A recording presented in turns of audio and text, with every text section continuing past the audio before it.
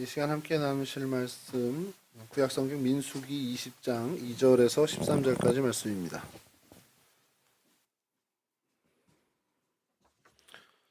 구약성경 민수기 20장 2절에서 13절까지 말씀 저랑 한 절씩 교독하도록 하겠습니다. 회중이 물이 없으므로 모세와 아론에게로 모여드니라.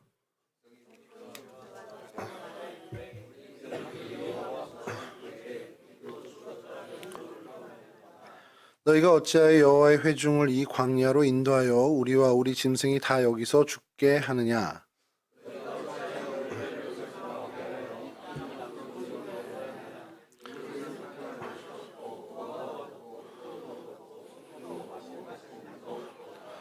모세와 아론이 회중 앞을 떠나 회막문에 이르러 엎드림에 여호와의 영광이 그들에게 나타나며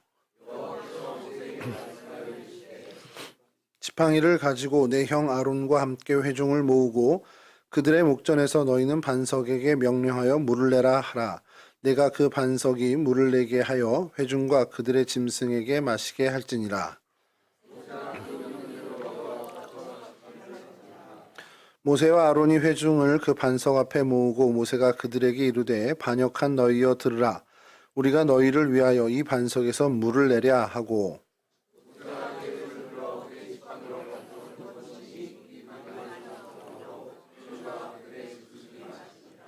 여호와께서 모세와 아론에게 이르시되 너희가 나를 믿지 아니하고 이스라엘 자손의 목전에서 내 거룩함을 나타내지 아니한 고로 너희는 이 회중을 내가 그들에게 준 땅으로 인도하여 드리지 못하리라 하시니라.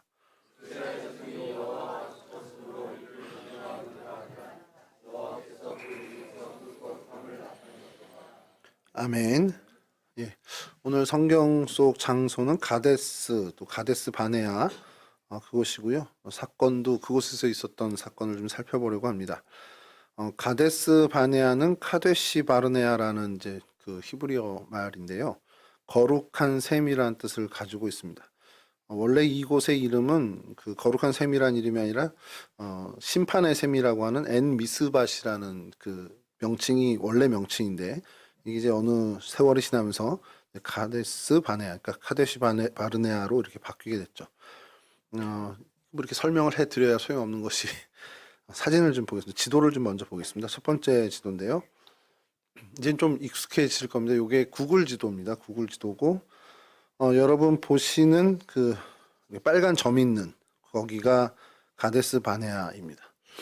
찾기가 너무 어렵습니다. 찾기 너무 어려워서 옛날 이름도 뭐 해보고 요즘 뭐 아랍어로 되어 있는 명칭으로도 검색하고 해도 안 나오는데 의외로 히브리어로 치면 잘 나옵니다. 그래서 가데스 바네아가 딱 나오는데 완전히 국경에 있습니다. 이집트와의 국경이 있고요. 근데 여기는 사실 여러분들 저희가 성경의 지명을 항상 얘기할 때 아주 명확한 데 있잖아요. 뭐 예루살렘이라든지 뭐 베들레헴 이런 데, 뭐 브엘세바 이런 데 굉장히 명확한데 그 외에는 굉장히 논란이 많이 있습니다. 하물며 시내산도 논란이 있는데요. 뭐 이 가데스 바네아도 논란이 많은데 그래도 가장 가능성이 있다라고 오늘날 이제 성서 고고학자들이 이야기하는 곳입니다. 위치는 여러분 보시면 이제 이스라엘 제일 남단에 있구나라는 정도로 이제 보시면 되겠고요. 이 지역은 바란 광야, 신광야 이렇게 그 사이, 그러니까 광야 지역에 있습니다. 이따 사진을 좀 볼 텐데 그냥 마을이 형성돼 있고 도시가 있는데 그 여기 점 찍은 요 부분에 마을이 하나 형성이 되어 있습니다. 형성이 되어 있는데 2001년 자료로 500명 정도, 450명에서 500명 정도가 거주했던 땅이가 굉장히 좁은 동네입니다. 작은 동네입니다. 그리고 다음 사진을 좀 보시면 이제 이게 위성에서 찍은 구글에서 제공하는 위성에서 찍은 사진인데 그러니까 마을이 이런 식으로 형성이 되어 있는 겁니다. 그러니까 몇 가구도 안 돼 보이는 딱 그런 데고요. 그리고 거기서 우리로 치면 로드뷰인데 스트리트 뷰를 보려고 하는데 스트리트 뷰가 제공이 안 되는 이제 시골입니다. 저희도 아주 오지는 이제 제공이 안 되잖아요. 거기처럼 이제 제공이 되지 않는데 다행히 그쪽 그 블로거들이 이렇게 올리는 여기나 갔다 왔어 이러면서 자랑 삼아 올리는 블로거들이 좀 몇 개 있어서 그 마을의 외곽에 있는 한 집을 이제 찍은 사진을 좀 볼 텐데요. 다음 사진 보여주시면 예, 요런 동네라고 보시면 됩니다. 그러니까 뭐 도로도 별로 이렇게 돼 있지 않고 그냥 집들 이렇게 돼 있는 상황에서 그냥 이렇게 뭐 차 한두 대 있고 뭐 컨테이너 같은 이렇게 주택 돼 있고 이런 동네로 돼 있습니다. 오래된 도시니까 발전이 많이 됐을 거라고 좀 생각을 했는데 그렇지는 않고요. 그러니까 이런 정도의 모습을 갖고 있다라는 것. 그 다음에 다음 사진을 보면 이게 발음이 되게 어려운데요. 니차, 그러니까 뭐 그렇게 해서 국립공원이 돼 있는 이제 간판입니다. 간판이 돼 있는데 니차나라고 이제 발음을 하네요. 이렇게 보니까 니차나 국립공원이고 요 가데스 바네아 지역이 그렇게 자연 보호 지역으로 좀 지정돼 있는 사진이 있습니다. 그리고 그 국립공원 정상에 올라가면 이런 사진이 이런 풍경이 펼쳐져. 다음 사진 보여주시면 이제 광야 땅이 다 보이는 저 밑에 이제 마을이 보이는 거고요. 사진이 좀 선명할 줄 알았는데 그렇지 않네요. 이렇게 되고 이 정상에 올라가는 길을 찍은 사진이 있습니다. 다음 사진인데 그러니까 위에서 아래로 길이 그러니까 한 번에 도로가 이렇게 올라오지 못하고 계속 왔다 갔다 하듯이 그 외에 저희 태백 쪽에 하면 스위치백 있듯이 이렇게 올라가는 길입니다. 그래서 올라가면 그 유적터가 좀 있고요. 근데 다음 사진이 좀 저는 좀 특별했습니다. 이게 여기를 이제 안내하는 안내판인데 뭐 같아요, 여러분? 이 구멍들이 전투가 있어서 총알이 빗발치는 이거 근데 뭐 대놓고 사격한 것처럼 이렇게 너무 많이 뚫려 있어가지고 그래서 니차나라는 이제 그 국립공원 이게 가데스 바네아의 이제 다른 명칭으로 그 지역을 이제 부르는 명칭입니다. 그리고 이 국립공원 가는 초입에 있는 사진을 어느 분이 올려주셔서 감사하게도 그래서 좀 제공을 하는데 다음 사진 보여주시면 좀 가까이 가서 찍었으면 좋은데 이게 가는 길인데요. 간판이 있잖아요. 보이십니까? 저기 하얀 걸로 글씨 쓰여져 있는데 저게 글씨입니다. 이렇게 그림이 아니고 히브리어라고 하는 글씨입니다. 우리 세준 읽어보시죠. 이제 카데스 앞에가 카데스 오른쪽에서부터 왼쪽으로 있는데 카데스고요. 바네아입니다. 모음은 안 써 있고요. 카데스 바네아라고 되어 있습니다. 그러니까 카데스 바네아 그 동네를 들어갈 때 이렇게 입구에 큰 문자 간판이 있다라고 이렇게 얘기를 하네요. 그래서 이런 동네입니다. 이런 동네고 오래 전부터 있었던 곳이긴 하나 지형적인 특성 때문에 이렇게 도시로 크게 발전하지는 못했던 사막 지역에 샘이 4개 있는 오아시스 동네입니다. 그러니까 샘이 4개가 있는데 그 이름도 좀 아랍어로 돼 있어서 제가 좀 복잡해가지고 그러니까 그 샘 근처에 이제 마을들이 형성이 됐는데 그 지역 어딘가에가 이 가데스 바네아일 것이다라고 추정을 해서 그 전체 그 지역을 이제 가데스 바네아로 이제 묶고 있습니다. 요런 동네입니다. 이런 동네인데 이게 부엘세바에서 남쪽으로 한 80km 정도니까 바란광야, 신광야 그 접점 어디쯤일 거다라는 이제 추정으로 고고학자들이 발견해낸 이 동네가 여기고요. 어쨌든 이곳에 물이 좀 있을 것이다라고 추정을 한 거고 그 샘이 있는 그 오아시스 지역에서 연구를 하다 보니까 많은 고고학적인 그 유물들이 이제 나왔던 거죠. 근데 이제 고고학적인 유물이 나왔다고 해서 이게 그럼 모세 시대 거냐 그런 게 그게 아니고요. 모세 시대는 성막도 이동을 했잖아요. 그러니까 뭔가 정착하는 유민이 아니었기 때문에 그들의 어떤 그 유적이라기보다는 그곳에서 이제 도시가 형성됐던 그런 유적들. 그러니까 이제 그 모세가 여기서 우리 오늘 뭐 이걸 흔히 무리바 사건이라고 하는데 이 사건 이후에도 여기에 도시가 형성이 됐고요. 그래서 좀 이따 살펴보겠지만 여호수아 때 여기까지 정복을 하는 이제 기사가 성경에 있습니다. 그러니까 마을이 형성되는 그런 지역. 그러니까 거주민이 있었던 곳이기 때문에 이제 어떻게 보면 유적들이 이제 발견이 되게 된 거죠. 그것을 가지고 이제 추정을 해서 이곳이 가장 가능성이 있다라고 얘기를 하는 곳입니다. 부엘세바 80km 아래쪽 그리고 네겝 시내 경계가 있는 교차점이고요. 그래서 이집트까지 이어지는 그 도로 중간에 있다라는 것. 여기가 가데스 바네아가요. 이 카데스라는 이 지명을 가진 동네가 여기 말고 꽤 많이 있습니다. 그 요르단에도 있고 또 저 텔아비브 그 지금 이스라엘의 행정적 수도죠. 거기 안에도 있고요. 근데 이제 그런 곳들이 다 지형적인 걸로 보면 좀 적합하지 않다. 어디는 물이 좀 부족하고 어디는 또 너무 비옥하고 이렇게 돼서 좀 적합하지 않다라는 이제 학자들의 견해에 따라서 이곳을 그래도 가장 좀 유력한 곳으로 보게 되고 이스라엘도 역시 그냥 이곳이 가데스 바네아다라고 해서 저렇게 간판까지 세우고 국립공원으로 지정하고 하는 그런 일들이 있는 곳입니다. 이렇게 이 땅에 성경에서도 이 지명이 좀 이곳이 많이 언급이 되고 있는데요. 창세기 20장 1절을 보시면 아브라함이 거기서 네게부 땅으로 옮겨가 가데스와 술 사이 그랄에 거주하며, 그러니까 아브라함이 한때 정착했던 그랄 땅이 이 가데스 이곳과 술이라는 그 동네 사이에 위치했다라고 해서 가데스가 처음 등장을 합니다. 또 창세기 16장에 보면 여주인 사라를 피해서 도망친 하갈이 광야에서 여호와의 천사를 만나서 위로를 받는 그 사건이 어디냐 그러면 창세기 16장 14절에 이러므로 그 샘을 부엘라 헤로이라 불렀으며 그것은 가데스와 베렛 사이에 있더라. 그러니까 아까는 가데스와 술 사이에 아브라함이 잠깐 정착했던 것이 언급이 되고, 이곳은 이제 부엘라 헤로이라고 하는 곳은 가데스와 베렛 사이에 있었다라고 해서 가데스가 또 한번 언급이 됩니다. 아브라함 당시에 이 지역은요 아말렉 족속이 차지하고 있었다라고 성경에서 이야기합니다. 그래서 창세기 14장 7절에 그들이 돌이켜 엔 미스밧, 그 가데스 바네아의 그 옛 이름입니다. 엔 미스밧 곧 가데스에 이르러 아말렉 족속의 온 땅과 하사손 다말에 사는 아모리 족속을 친지라. 그래서 아브라함 당시에 이 지역은 아말렉 사람이 살았었구나라는 것을 저희가 이제 알게 되는 거죠. 그 다음에 이 본문에 이렇게 이어지는 게 우리가 잘 알고 있는 엘라만 그돌라오멜이라고 들어보셨는데, 그 그돌라오멜이 여기를 쳐서 정복한 기사가 이 다음으로 이어집니다.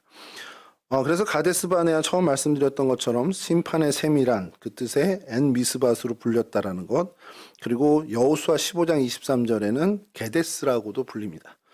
게데스와 하솔과 이 땅과 할 때 거기가 게데스고요.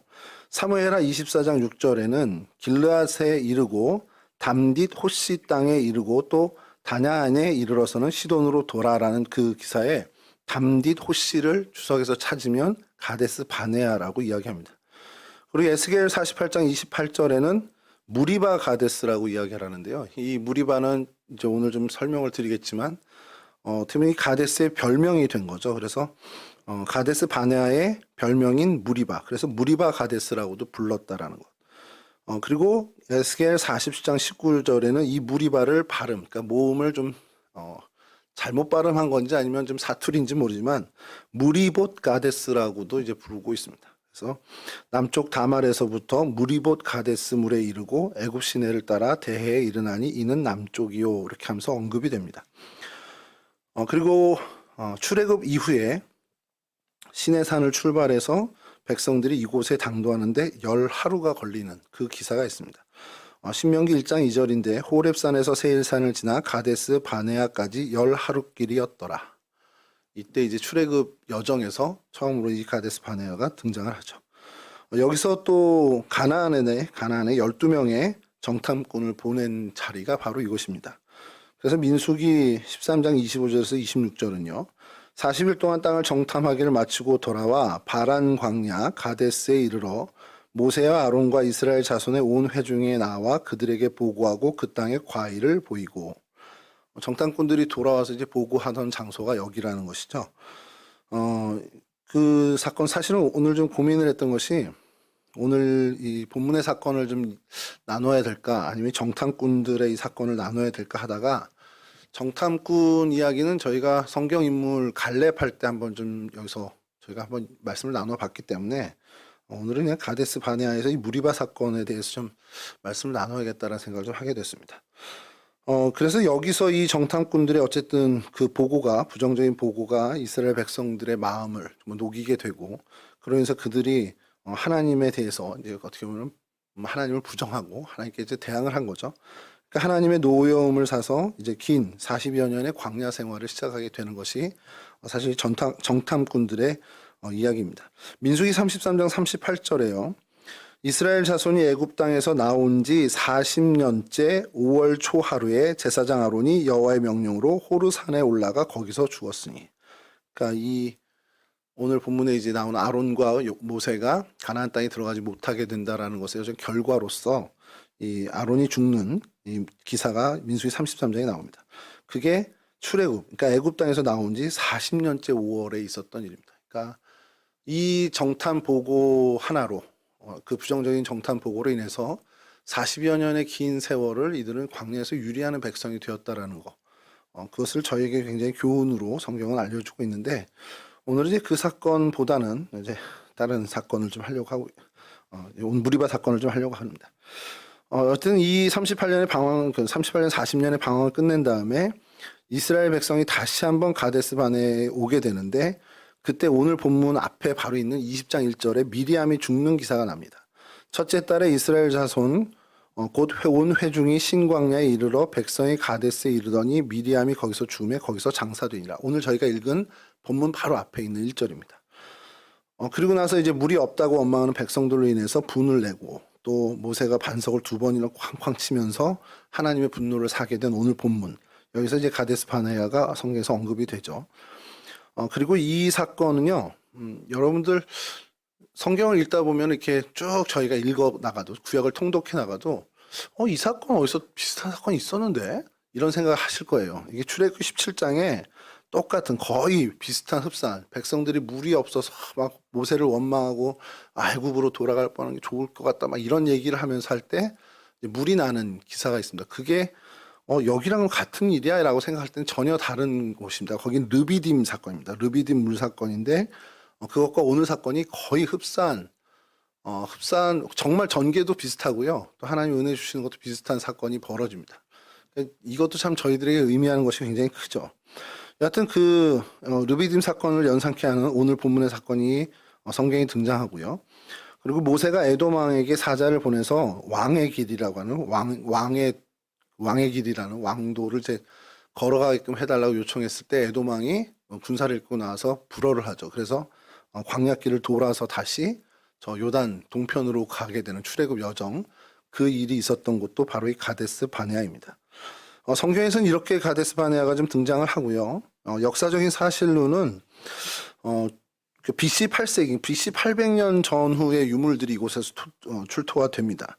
그리고 6세기 정도 것까지로 어떻게 보면 추정되는 유물들이 이렇게 발견되는 걸로 봐서 여기에 어떤 그 거주민들이 적어도 BC 800년에서 600년 사이에는 좀 있었다라는 것을 추정하는 역사적 사실을 좀 하는데 그 출토된 그 성체의 모습이 군사적 요새였을 가능성이 크다라고 이제 학자들은 이야기합니다. 그런 지역이고요. 또 역사적으로 이스라엘 역사에서는 여호사밧이 홍해 무역을 시작을 합니다. 그러니까 홍해를 이제 어떻게 홍해에 배를 띄우고 이제 물품을 하는 이제 거래하는 중개 무역을 하게 되는데 그때에 여기에 굉장히 군사적인 거점이었다라는 기록들이 이스라엘 어떤 그 문헌에는 이제 등장을 한다라는 것이고요.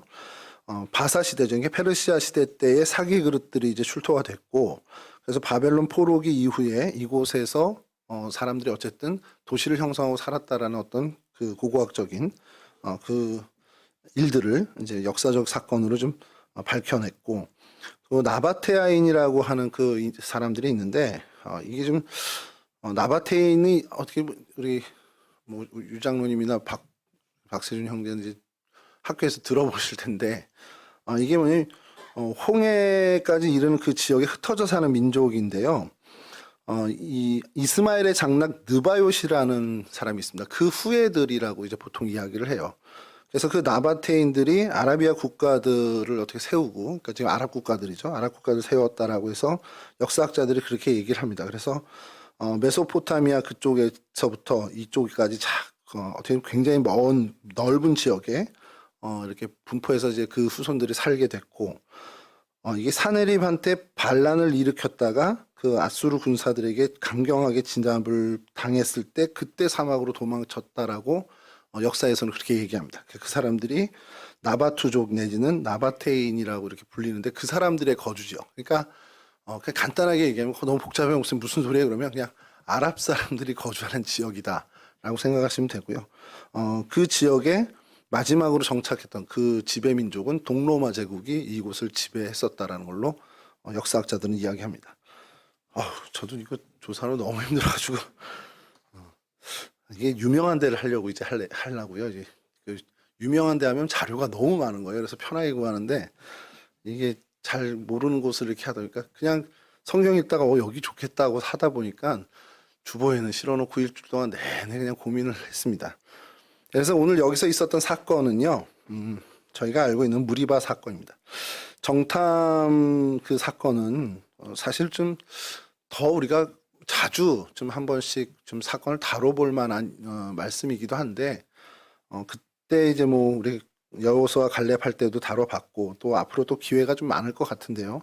이 무리바 물 사건은 저희가 별로 이렇게 한번 같이 생각할 기회가 많지 않을 것 같아서 오늘 좀 기회로 해서 좀 해봐야 되지 않을까 생각을 합니다. 우리가 성경 사건들 들여다 본다는 것은 굉장히 의미가 있는 일이죠. 성경 속의 사건들이요. 대부분 그냥 평범한 사건이에요. 일상에 일어나는 일들일 수 있고 그렇게 보일 때가 많은데 또 그리고 그 안에서 굉장히 이건 엄청난 사건이야라고 생각하는 것들도 결국 그냥 사람들 사이에 일어나는 일들이 거의 답니다. 근데 성경의 사건이 특별한 것은 그 사건 속에 분명히 영적인 교훈이 우리에게 있다라는 거죠. 그래서 거기서 우리가 영적인 교훈, 신앙적인 교훈을 찾아내는 것이 굉장히 중요하다라는 거죠. 이것은 우리가 살아가는 평범한 일상도 마찬가지입니다. 우리가 굉장히 평범해 보이는 일도 막상 우리에게 닥쳤을 때 이 안에 하나님이 우리에게 주신 영적인 메시지가 있다라는 것을 찾아낼 수 있는 사람이 되어야 한다는 것이죠. 성경 속의 사건을 유의 깊게 살펴보고요. 그래서 저희가 그것을 반면교사 삼는 것은 반면교사 삼고 그래서 같은 시행착오 하지 말아야겠다라는 결단으로 살아가는 것이 중요하죠. 그리고 또 진면교사 삼을 만한 것들은 그 사건과 인물을 잘 따르고 그걸 닮아가는 노력을 저희가 하면 됩니다. 사실 그런 은혜로 저희가 살아가는 거죠. 그래서 성경이 우리에게 주시는 하나님이 성경을 통해서 우리에게 말씀하시는 앞으로 우리가 살아갈 때 야, 앞으로 너희들이 살아갈 때 이런 일 당할 거야. 이런 일 만날 거야. 이러한 사건 마주칠 텐데 너희들은 이렇게 실수하지 마라. 이렇게 말씀하실 때도 있고 너희들 살아가면서 이런 일을 마주치고 맞닥뜨릴 텐데 니네 그때 이 성경의 이 사람들처럼 잘 선택해야 된다라고 말씀해 주시는 것들이죠. 그래서 그런 의미에서 오늘 가데스 바네아에서 일어난 사건을 보려고 하는데 바로 무리바 사건이라고 칭하는 반석의 물 사건입니다. 무리바가 그 가데스 바네아의 새로운 별칭이라고 말씀드렸는데 이 무리바 뜻이 굉장히 좋지가 않아요. 다툼을 의미하는 말입니다. 그러니까 싸움, 다툼, 전쟁, 불화 뭐 이런 뜻을 갖고 있는 단어예요. 이게 가데스 바네아의 별명이 되었습니다. 왜 이런 별칭을 갖게 되었는지. 가데스 바네아, 거룩한 셈이라는 동네가 왜 다툼이라는 별명을 갖게 됐는지가 우리에게 굉장히 시사하는 바가 크다라는 겁니다. 여기는요, 정말 중요한 등장인물입니다. 바로 이스라엘 백성들이 등장하죠. 가데스 바네아가 무리바라는 또 다른 이름을 얻게 된 발단은 이스라엘 백성들 때문입니다. 이스라엘 백성들이 왜 어떻게 했길래 이 거룩한 셈이라고 하는 이 아름다운 이름이 무리바, 다툼, 어떻게 보면 불화 이런 뜻으로 별명을 갖게 되었느냐. 이스라엘 백성의 원망과 불평에서 시작됐다는 겁니다. 이스라엘 백성이 가데스 바네아에서 마실 물을 얻지 못하게 되자 차라리 애굽에서 종로를 타거나 다른 형제들이 하나님의 진노를 받아 죽을 때 함께 죽었으면 좋았을 걸 이렇게 이야기를 합니다. 사실 말도 안 되는 불평을 하는 거죠. 그리고 모세와 아론을 원망했습니다. 근데 여기에서 여러분 저희가 생각해 볼 것이 굉장히 중요한 것이 하나 있는데 출애굽해서 광야로 나올 때 광야로 간다. 그게 뭐 40년이 될 줄 몰랐겠지만 광야로 갈 때 그들이 이러한 어려움은 분명히 충분히 예견한 사건이에요. 광야는 항상 물이 부족한 곳이기 때문에 물이 부족할 수도 있겠구나. 이거는 예견된 어려움입니다. 자, 근데 예견된 어려움을 맞닥뜨렸을 때 불평을 갖고 불만을 갖고 어떤 분개를 한다. 이거는 마음으로는 준비했을지 모르지만 뭔가 대비를 안 했을 거예요. 그것 때문에 이렇게 불평을 갖게 됐을 겁니다. 근데 또 하나 저희들이 얘기할 수 있는 것은 이게 처음이 아니라는 겁니다. 르비딤 사건이 있었어요. 그때 목이 마를 때 하나님이 물을 주셨거든요. 뭐 어마어마한 기적을 통해서 이 물을 주셨습니다. 그리고 또 하나 재미난 것은 민수기 14장에서 이런 표현이 있습니다. 이건 제가 읽어드릴게요. 내 영광과 애국과 광야에서 행한 내 이적을 보고서도 이같이 10번이나 나를 시험하고 내 목소리를 청종하지 아니한 그 사람들은 내가 그들의 조상에게 맹세한 땅을 결단코 보지 못할 것이요 또 나를 멸시하는 사람은 한 사람도 그것을 보지 못하리라. 하나님이 화가 났습니다. 드디어 화가 났습니다. 화가 나서 애굽에서 또 광야에서 행한 내 이적을 보고도 이같이 10번이나 나를 시험하고 내 목소리를 청종하지 아니한 사람들. 그러니까 하나님한테 10번이나 이렇게 반항을 했다라는 거. 쉽게 얘기해서 하나님한테 10번이나 이렇게 거역했다라는 거예요. 그러니까 뭐 10번이 됐는지 정확히 숫자는 모르지만 하나님은 이제 10번이라고 세고 계신 거죠. 그러니까 하나님의 이적을 보고 하나님이 책임져 주신다라는 영적인 경험, 그리고 하나님의 놀라운 섭리를 경험했음에도 불구하고 10번이나 반복해서 똑같이 하나님 앞에 원망하고 불평하고 불만을 터뜨렸다라는 거예요. 만나와 메추라기로 먹이셨고 르비딤에서는 반석에서 물을 내어주셨습니다. 이런 경험이 있다면 당연히 하나님께 불평할 게 아닙니다. 이번에 만난 이 가데스 바네아의 목마름은 야, 이게 하나님이 그 전에 우리한테 그렇게 해주셨으니까 여기서도 해결해 주시겠지라고 생각을 해야죠. 이게 정상인데 그러지 못했다라는 거예요. 그런 하나님을 믿지 않고 신뢰하지 않았다. 이건 다르게 얘기하면 하나님에 대한 불신앙을 가졌다라는 거예요. 그럼 여러분 여기서 저희가 뭘 깨달을 수 있냐? 그들의 이스라엘 백성의 원망과 불평은 결국 그들의 불신앙에서 시작됐다라는 거예요. 그러니까 원망하고 불평 많이 하는 사람들 있잖아요. 저희 주변에. 저희 집사람이 이거를 보거나 이 영상을 보면서 이제 저를 생각하겠죠. 주변에 불평 많은 사람도 있죠, 여러분. 그럼 이제 저를 떠올릴 거예요. 그게 여러분 우리가 심각하게 그냥 단순히 불평 많고 불만 많은 게 아닐 수도 있다는 겁니다. 그게 좀 더 한 걸음 들어가면 그 사람이 하나님에 대한 불신앙 때문에 그렇게 된다는 그런 생각을 우리가 해볼 수 있다는 거예요. 그러니까 그거를 걔가 그래, 맞아, 그 김집사가 그래, 맞아, 그 무슨 권사가 그래, 이렇게 생각하지 마시고요. 나를 한번 생각해 보세요. 내가 불평을 갖는 일이 있지? 내가 이게 좀 불만스러운 일이 있지? 라고 하는 그 분야가요. 그 분야에 대한 하나님의 신뢰가 없기 때문에 그럴 수 있다는 걸 생각해 보셔야 됩니다. 남편만 생각하면 한숨 나오시죠? 남편에 대해서 정말 어떻게 해야지? 이렇게 생각하시는 분은요. 남편에 대한 믿음이 아니라 남편에 대한 하나님을 못 믿는 믿업지 못한 믿음 때문에 그럴 수도 있다는 겁니다. 여러분 남편 믿을만 합니까? 대답하셔도 돼요. 믿을만 하세요? 정말 신앙이 좋으십니다 우리 장로님. 남편은 믿을만 하지 않잖아요. 근데 여러분 그 남편과 함께 계시는 하나님은 믿을 만한 분이잖아요. 그 믿을 만한 하나님을 철저히 신뢰하시면 남편에 대한 불만은 없을 겁니다. 원망이 없을 겁니다. 그런데 그와 함께 하시는 하나님에 대한 불신앙이 내가 있다 그러면 계속해서 남편도 불만이고 원망하게 될 거라는 거죠. 이 사건은 저희에게 그것을 알려주는 겁니다. 이스라엘 백성은요, 이전에 하나님의 놀라운 역사를 다 경험했던 사람들입니다. 그런데 똑같은 일을 만났는데 똑같이 불평하고 원망한다? 이건 하나님을 철저히 믿지 못한 불안에서 엄습된 불평이고 불만이라는 거예요. 여러분 우리가 하나님의 은혜를 잊고요. 그 은혜를 감사하는 게 굉장히 중요한 것이 하나님의 은혜를 잊고 그 은혜에 감사하면 이 역시 하나님이 해결해 줄 거라는 믿음으로 기쁨으로 넘어갈 수 있다는 거예요. 그런데 새로운 시련이 닥쳐왔는데 하나님의 은혜에 대해서 불안하면 믿지 못하면 그 불안이 염려로 바뀌고 염려가 불만과 불평, 원망으로 바뀌게 된다는 것을 이야기합니다.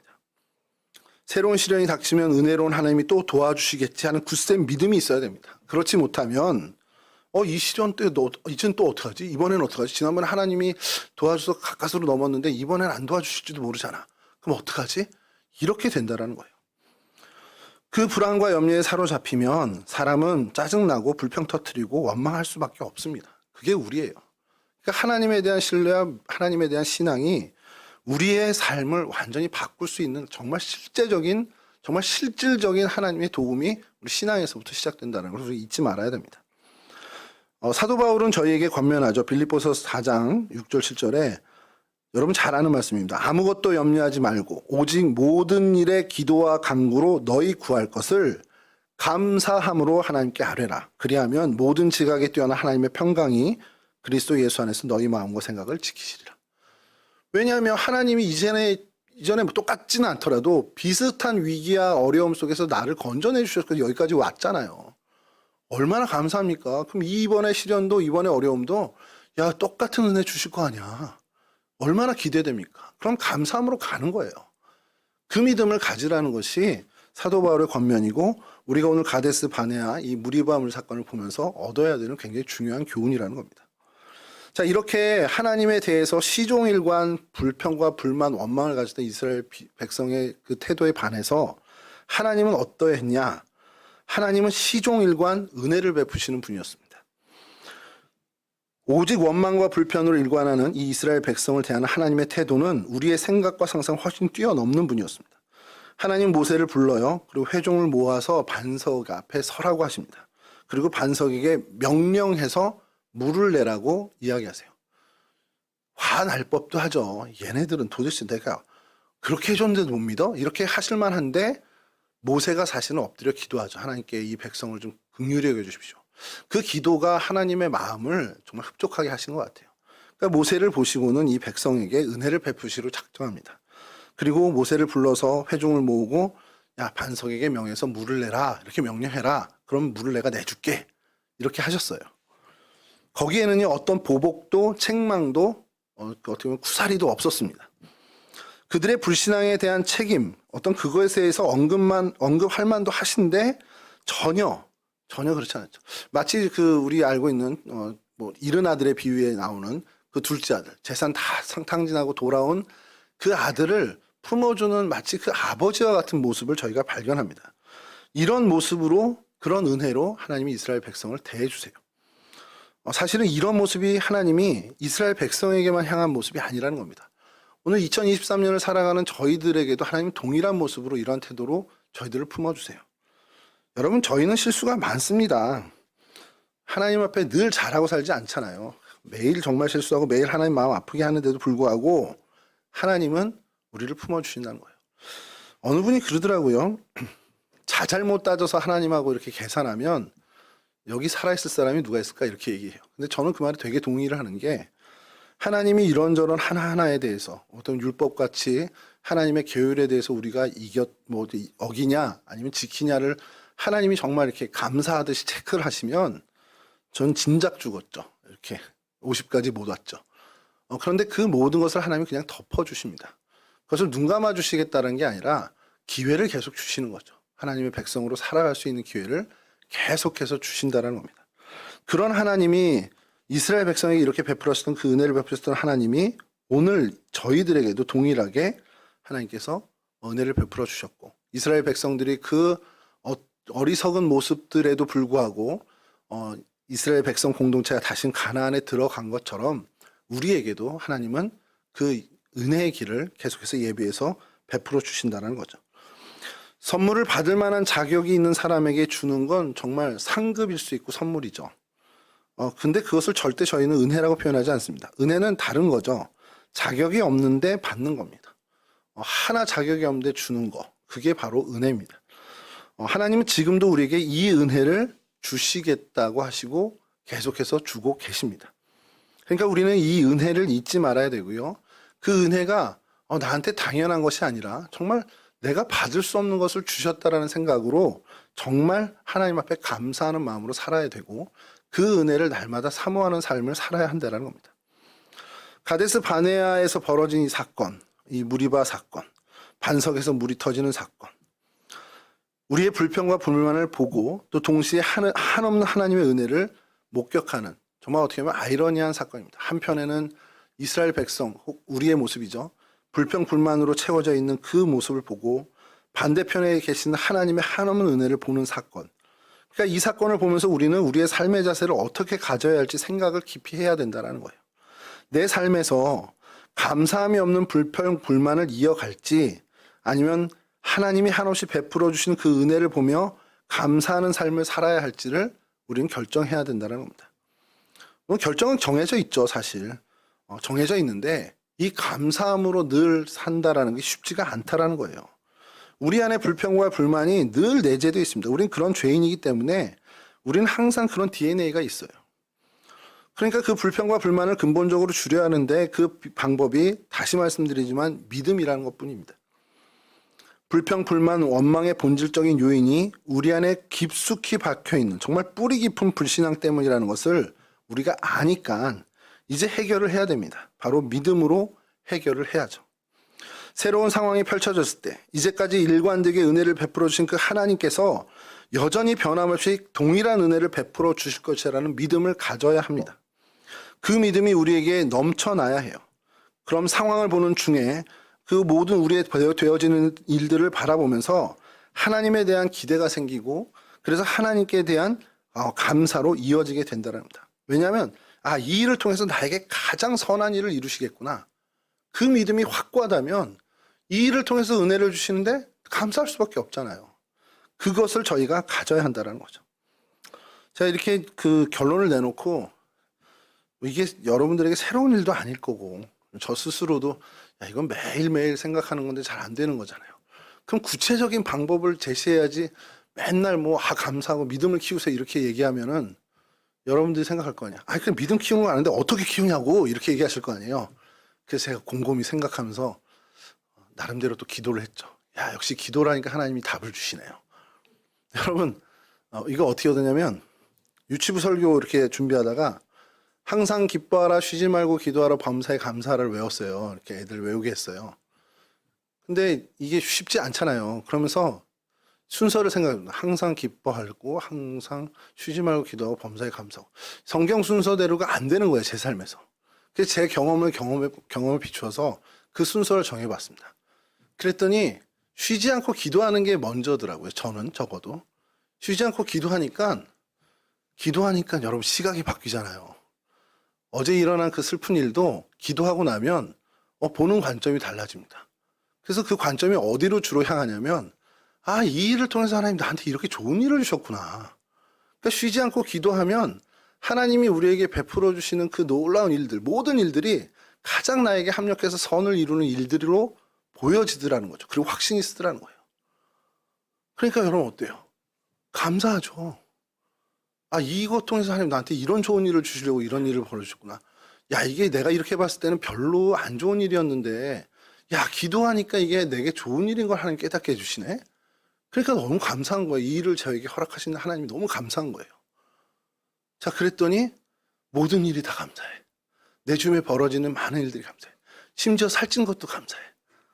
감사합니다, 진짜.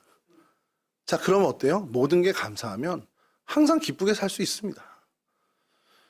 여러분들에게 이런 믿음 가지세요. 정말 이런 감사함 가지세요. 제가 얘기할 때 구체적으로 해야 될 첫 번째 첫걸음은 기도입니다. 결국 여러분 쉬지 않고 기도하시면 그 기도 속에 하나님 응답하시는 시선을 바꿔주시고 마음을 바꿔주시는 것으로 우리에게 다가온 내가 맞닥뜨린 그 모든 일들이 심지어 내가 아픈 것까지도 하나님이 나에게 가장 선한 것으로 바꿔주시는 분이구나. 이걸 깨닫게 해주시고 그럼 내게 닥쳐있는 모든 일들은 하나님이 허락하신 것이고 하나님이 가장 좋은 것을 주실 거면 감사의 제목들이라는 겁니다. 그럼 여러분 주변에 넘쳐나는 게 다 감사하면 우리는 항상 기쁘게 살 수 있죠. 그 감사, 그 신앙을 우리가 갖는다면 불평할 게 뭐 있고 원망할 게 뭐 있습니까? 이 믿음을 저희가 가져야 한다는 거죠. 이게 우리가 그 가데스 바네아 사건, 이스라엘 민족을 보면서 그들을 반면교사 삼아서 우리가 깨달아야 하는 신앙의 굉장히 중요한 자세고요. 또 하나는 모세를 좀 한번 보면 좋겠어요. 그 사건에 이스라엘 백성을 받고 하나님의 은혜를 받는데 그럼 모세는 어땠냐라는 거죠. 이 모세를 보면서 제가 좀 개인적으로 좀 안타까웠습니다. 이런 불평과 원망의 이스라엘 백성에게 하나님이 끝까지 은혜를 베풀어 주시는 모습을 보여주셨는데 모세는 하나님과 좀 달랐습니다. 결이 달랐습니다. 이스라엘 백성이 원망할 때 하나님 앞에 겸손히 엎드려서 기도했던 모세예요. 하나님 이 백성을 긍휼히 여겨주십시오. 그만큼 어떤 지도자로서의 책임이 있었습니다. 그리고 하나님의 은혜로 응답을 얻고 돌아왔을 때 그가 하나님 주시는 평화를 누렸어야 함에도 그러지 못했어요. 물론 이해는 됩니다. 얼마나 백성들이 좀 짜증났겠습니까? 얘네들은 또 이래? 여러분들 모세가 어떤 짜증이 났을까? 그러면 여러분 자녀를 생각하시면 돼요. 매일 이불 개라 해도 이불 안 개. 전등 좀 끄고 다녀 그래도 전등 안 꺼. 씻고 자라 하면 절대 안 씻고 자.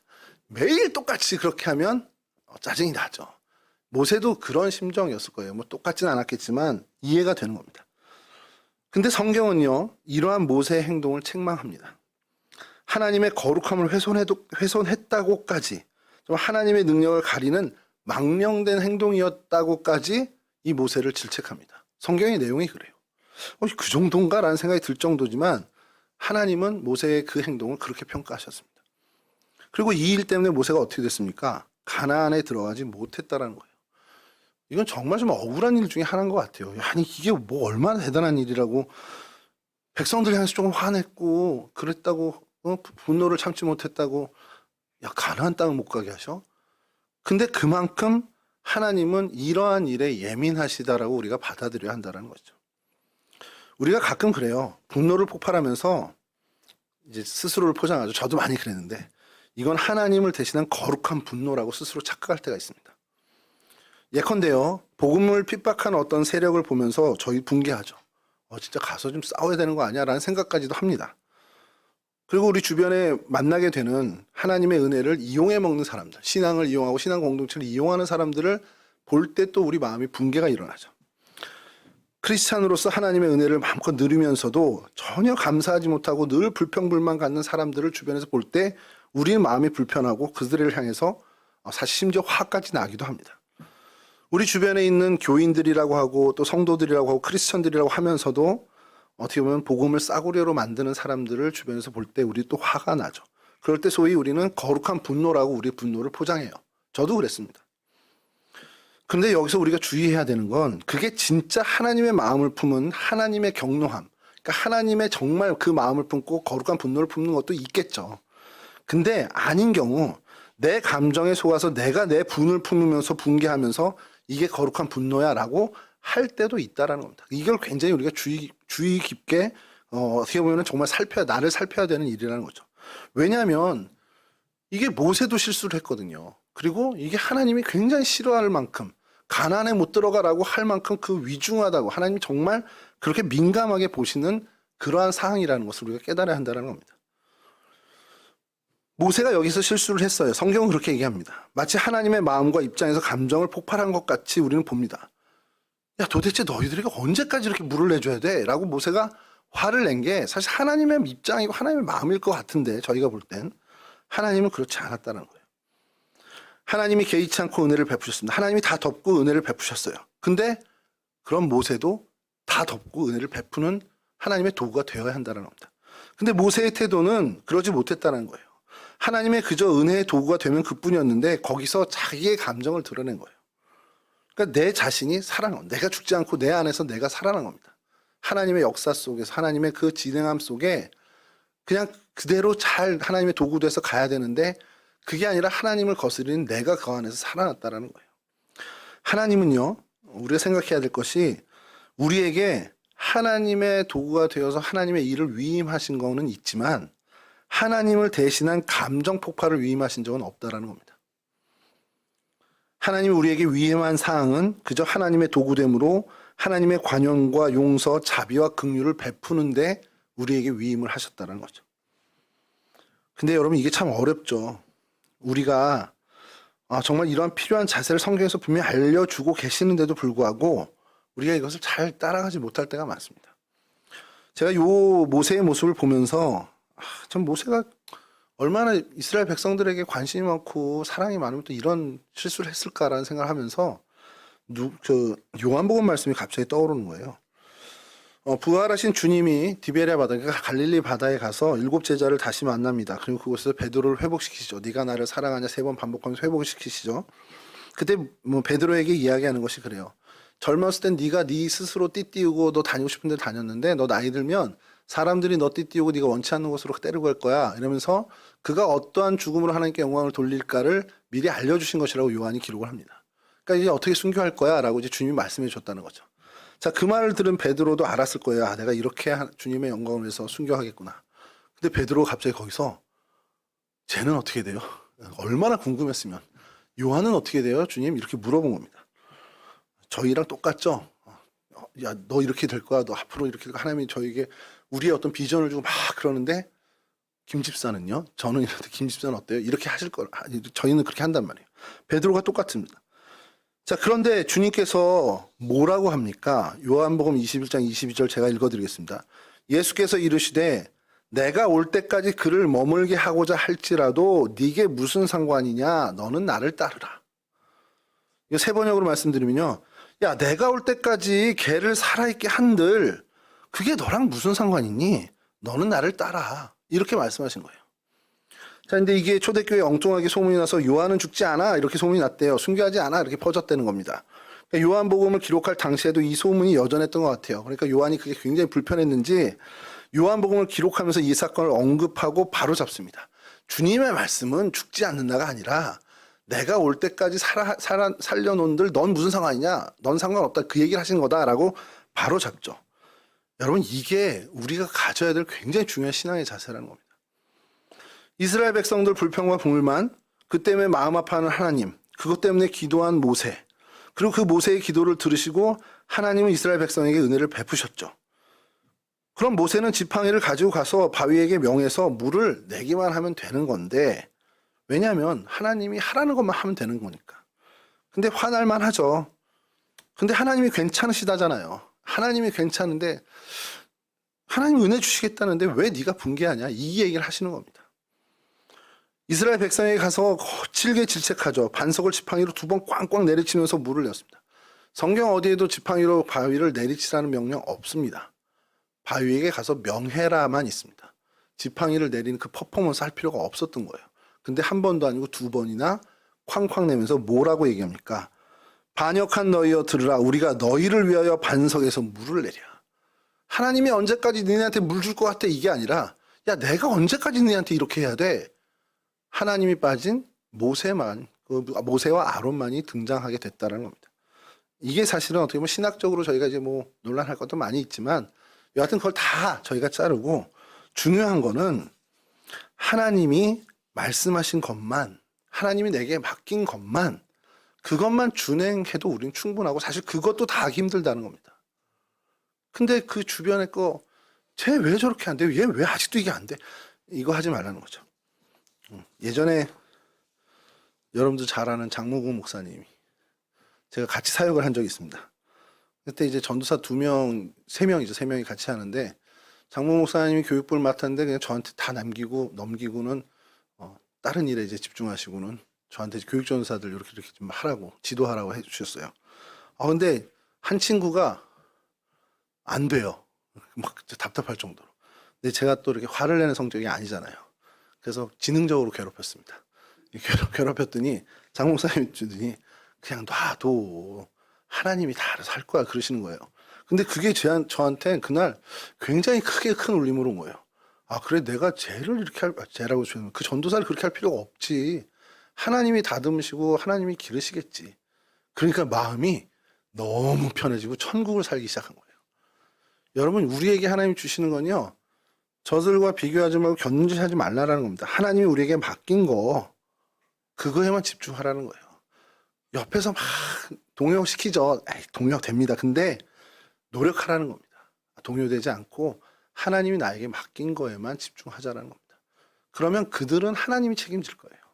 베드로를 주님이 책임지듯 요한을 주님이 책임지듯 베드로는 베드로 일에 요한은 요한 일에만 집중하면 되는 거라는 겁니다. 모세에게 하나님이 명령하시면 그 백성을 네가 훈계하고 이런 게 아니라 반석에게 명하라 하면 그것만 하면 돼요. 백성까지 훈계할 필요 없습니다. 하나님이 은혜 베풀어 주시고 그들을 책임지시는 건 하나님이죠. 이와 같은 우리의 삶의 자세, 신앙의 자세를 우리가 갖고 누구하고도 비교하지 않는 그런 질책과 질시의 시선을 우리가 다 걷어내고 오직 주님만 향해서 주님이 말씀하시는 야 그게 너랑 무슨 상관이야? 넌 나를 따라 그 말씀에만 순종하는 저와 여러분이 되어주시기를 주님의 이름으로 간절히 축원합니다. 그렇게 된다면 저희를 통해서 하나님은 가데스 바네아가 여전히 가데스 바네아로 남을 수 있도록 가데스 바네아가 그 무리바라는 정말 좋지 않은 어떻게 보면 악명을 갖게 되는 좋지 않은 별명을 갖게 되는 그 일을 하나님이 우리를 통해서 방지하시게 되리라는 믿음을 우리가 가져야 한다는 것이죠. 늘 하나님 안에서 하나님의 은혜를 사모하고 하나님께만 집중하며 하나님이 베푸시는 일을 기대하고 그 감사함으로 나아가 하나님으로부터 쓰임받는 기쁨 속에 거하는 저와 여러분들이 되실 수 있기를 주님의 이름으로 간절히 축원합니다.